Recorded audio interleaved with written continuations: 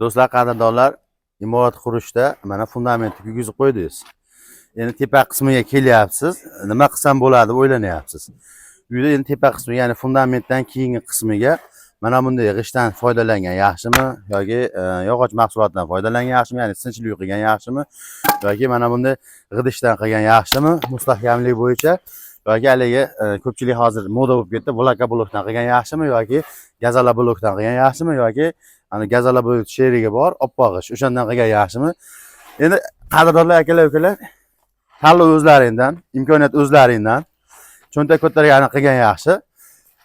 Lekin eng sifatlisi hozirgi kunda trend, misol milliy mahsulot deyiladi. Qadimdan beri mana shu pishgan g'ishtdan foydalanadi. Xo'sh, yana nima desak bo'ladi? Pishgan g'ishtdan qilgan ma'qul. Ko'pchilik tanlovi. Hozirgi kunda do'stlar, qadrdonlar, 2025-yilda pishgan g'isht urish narxlari necha pul bo'lyapti degan qadrdonlarimiz uchun bugungi videomiz Farg'ona viloyati Rishton tumanidan olib borilyapti. Ustakalarimizni manzili ham mana shu rishtonlik ustakalarimiz. Narx-navosiga keladigan bo'lsak, mana shu atrofdagi, masalan, Farg'ona vodiysidagi narx-navolarni aytishadi. Bitta e'tibor berib turibsizlar. Assalomu alaykum ustakalar. Kimdan olamiz ma'lumot? Aka, assalomu alaykum. Assalomu alaykum. Aka, yaxshimisiz? Rahmat. Xudo quvvat bersin. Tani joylar sog' bo'lsin. Ro'za Ramazon oyida Xudo xolasa qiynalmayapsizlarmi? Rahmat aka, sizni olyapmiz. Og'ir ishlardan biri. Aka, manzili to'g'ri aytdimmi? Farg'ona viloyati Rishton tumani. Bo'jay qishlog'i. Bo'jay qishlog'i. Hozirgi kunda g'isht urish narxlari deb ko'pchilik so'rashyapti endi. Chunki ish boshlandi, bahor fasli keldi. Hamma ish, qurilish ishlari boshlandi. Shunga aksariyat insonlar, qurilish qilmoqchi bo'lgan insonlar qarab turibdi-da, kuzatib turibdi, ya'ni narx-navosi haqida yoki qanday ma'lumot, nimalarga e'tibor berishimiz kerak usta ishlatib turganda degan akalarimiz uchun maxsus video bo'lyapti. G'ishtni hozirgi kunda necha pul uryapsizlar bir donasini? 500 so'm uryapmiz aka. 500 so'm.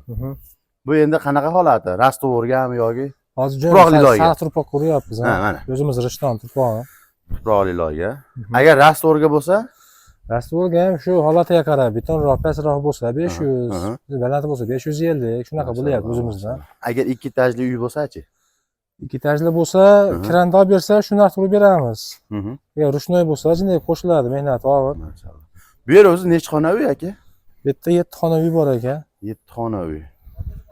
Ammo proyekti juda ham chiroyli, kattej forma qilingan ekan, qadrdonlar. E'tibor beramiz. Mana misol kirish qismi, bu yog'i endi kattej forma. To'g'rimi? Kirish qismini to'g'ri aytdimmi?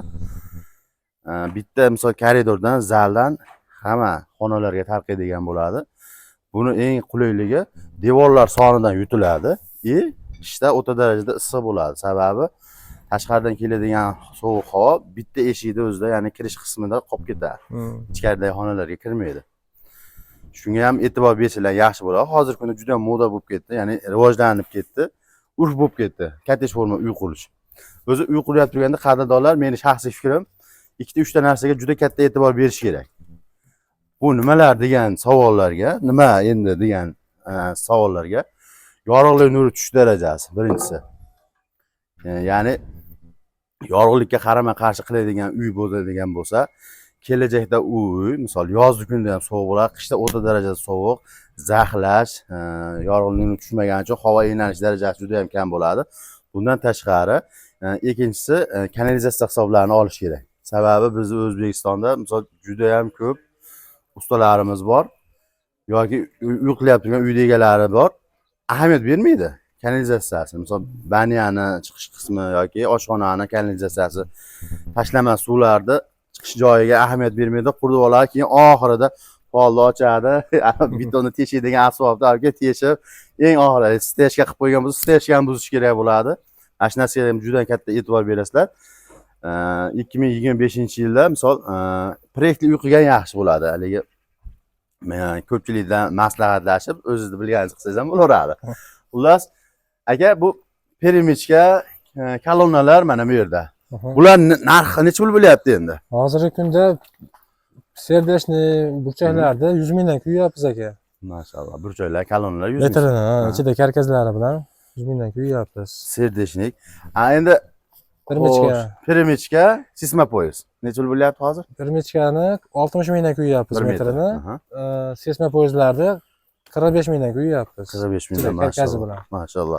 İçi karkas 9 qismi ham ichida, Ichida, to'g'rimi? hamma yo'q ichida. Mana akalar o'zi aslida qurilish standarti bo'yicha armatura chiqishi kerak. Mana shu armaturamiz hozir fundamentimiz podushkasidan chiqqan armatura. Bu ustalarimiz endi fundament sizlar quymagasizlar. Yo'q, biz kuyganimiz yo'q. Fundament ustagalarimiz juda ma'qul ish qilgan. Sababi kamida 50-60 sm baland qilib yuborishgan. Bunga ulab qo'ysa bo'ladi. O'zi aslida 30 sm-gacha ruxsat. Biz 30 sm chiqib qolsa, yana 30 sm tushirib bog'lanadi. Shunda hech narsa bo'lmaydigan darajada bo'ladi. Mana shu kolonna deymiz. Keyin yana nima deymiz? Serdechnik burchak qismlari uyda misol qovurg'a qismini bajaradi. Muvozanatni saqlab turish, ertaga zilzila boshqa bo'ladigan paytda g'ishtlarimizga treshina tushishi mumkin. Lekin imkon qadar o'sha treshinalarni tushmasligini ta'minlaydigan uyimizni shu mana shunday kolonna qismi, serdechnik qismlari bo'ladi. Mana shu narsaga ham e'tibor beringlar. Oldinlari juda ham ko'p bo'lgan, sinchli uy boshqa degan, ular ham yaxshi vazifani bajaradi. Misol qancha zilzila bo'lsa ham tebranishi mumkin, lekin qo'yib yubormaydi. Bu ham hozirgi kunda shu qovurg'a qismini bajaradi. G'isht bilan qilasizlarmi yoki shlaka bo'ladi yoki pena bo'ladi yoki boshqa bo'ladimi? Mana shunday serdechnik kanallarni qo'yib ketish kerak. Agar qo'ymasa bo'lmaydi hozirgi kunda. Yana qanday ma'lumot bersak bo'ladi ustaga?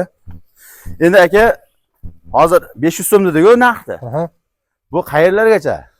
Shu o'zimiz Farg'ona bo'ylab aka. Farg'ona bo'ylab. Boshqa joyga chiqsangiz qo'shiladi.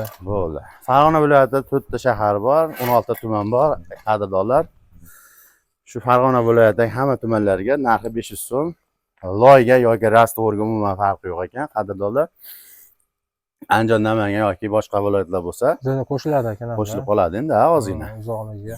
Bundan tashqari bu endi standart. Hali 6 ga 24 shunaqa standart qilish to'g'rimi? Agar paltarak g'isht bo'lsa, 9 lik. U jinday qimmatroq ekan. Necha pul atrofida? Uni 1000 so'm, 1100 shunaqa urdik o'tgan yili. Maşallah. Bu yil hali buni urganimiz yo'q, bu sezonda. Bundan tashqari aka, yana bitta savol. Avlisopga qilib terib berish kerak desa ham terib beraverasiz. Uryapmiz aka unaqa qilib, rashifga qilib chizib urib beryapmiz. Bo'shlarni 2,5 mingdan urdik rashifga qilib oldini. O'zi avlisopga g'ishti maxsus g'ishti bo'ladi, rangi. Avlisopkani 3 mingdan urdik. O'sha maxsus g'ishtini 3 ming so'm. Agar mana bu g'ishtni o'ziga o'sha avlisopga variant qilib terib bering, shtobi ertaga men fasadiga hech narsa qilmayman, hech narsadan foydalanmayman, faqat laklab qo'yaman desa, buni bir donasi 2,5 ming. 2,5 ming so'm. Sababi u mehnati juda ham ko'p bo'ladi, ham e'tibor talab qiladigan, vaqt oladigan ish bo'ladi. Uni ajratish kerak işte. Og'ir, shunday evaziga shunday. To'g'ri. Chiroylilarni ajratib chiqish kerak. Bo'ldi. Mana shu hozirgi kunda g'ishimizni narxi necha bo'ladi mana shu turgan joyimizda? O'sha eski narxida kelyapti, 880 so'mdan kelyapti. To'liq qilib qo'ygan ekan. Hozir oshibdi ekan. Bilmayman necha pul degan hozir. O'rtacha 809 so'm atrofida ekanda. Farg'onada viloyatidagi g'ishtlarning narxi 9 so'm. Chunki kimdirlar hisob kitob qilishi mumkin-da, fundamentimiz narxi 45 ming so'm, 50 ming so'm bo'lsa, men ertaga 100 metr kuydirsam shuncha rasol bo'lar ekan, endi g'isht olmoqchi bo'lsam deb hozir ma'lumotni bilishi mumkin-da. 9 so'm bo'ladigan bo'lsa, agar yo'l kirasi 1000 so'm keladigan bo'lsa, ustalari 500 so'm bo'ladigan bo'lsa, 1,5 ming so'mga bitar ekan. Agar 100 mingta g'isht bo'lsa, 15 million bo'lar ekan. Ular shunaqa qilib hisoblaydi. Xo'sh. Ustaga g'isht urishdan tashqari yana qanday xizmatlar qo'ldan keladi? Shuvoq qilamiz, stashka qilamiz. Shunaqa. Necha pul bo'lyapti endi mana shu viloyatda suvoq narxlari? Shuvoqda bu yil qimmat o'tgan yillari 35 ming, 30 mingdan qildik ekan. 35 ming atrofida endi hozirgi kunda. Bo'ldi. Stashkamiz-chi? Stashkamiz shunaqa. Stashkalar ham shunaqa, 30 ming, 35 ming kuyilyapti. Zaspikasiga qarab, zaspikasiga qarab, yuqoriga qarab. Shunaqa ekan. Mashallah. Bo'ldi akalar. O'zi qadrdonlar bitta narsa, g'isht urib turganda nimaga e'tibor berish kerak? Misol, sizni uyingizga usta keldi-yu, siz usta bilan ishingiz bo'lmasa, agar bir xil ustalarimiz bor. Nima deydi? Ish stajiga ega bo'lmagan va ustasini duosini olmagan ustalarimiz bor. Shularga e'tibor berib turinglar. Ana narsa shop deyiladi, mana. Shop. Shu narsaga e'tibor beringlar, qadrdonlar. Bitta shop, ikkita shop, uchta shop mana shu bir xil bo'lib ketmasligi kerak. Hali qaysida videomizda ko'rsatganmiz, Andijonga borib. Mana qaranglar. Mana shunaqa narsa bir 3 ta 4 ta bo'lib qolmasligi kerak, qadrdonlar. Mana.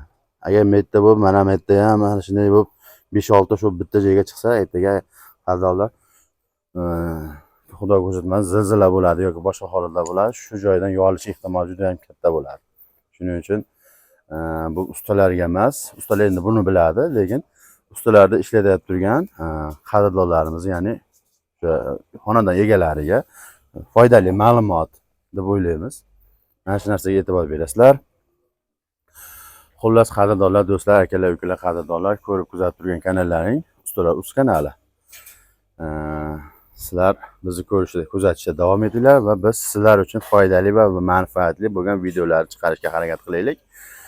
Qo'llab-quvvatlash uchun like tugmachasini bosib, obuna bo'lib qo'yish esdan chiqmasin va mana shu akalarimiz mana ro'za Ramazon kunida mehnat qilyapti. Alloh rozi bo'lsin. Hammasi ro'za ekan, ro'za Ramazon kunida mana shu og'ir ishlardan qilyapti. Xudo kuch-quvvat bersin, Alloh sabr bersin, tutgan ro'zalarni Alloh dargohida qabul qilsin.